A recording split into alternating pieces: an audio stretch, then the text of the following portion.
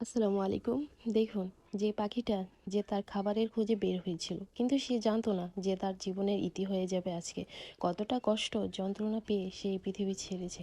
আসলে আমরা মানুষগুলি এমন, নিজের স্বার্থের জন্য সবই করতে পারি। আসলে পাখিটা জানতো না মানুষকে তার বাড়ির উঠোনের উপর দিয়ে যেতে দেয় না। আর সে তো একটা পাখি, যে এই জালটা তার জমিতে দিয়েছে সে কিন্তু ঠিকই জানতো এই জালের কারণে অনেক ছোট ছোট প্রাণ যাবে, কিন্তু তাতে তার কিছু যায় আসে না। কারণ তার কাছে তার ফসলের দাম এই ছোট ছোট প্রাণের চেয়েও বেশি।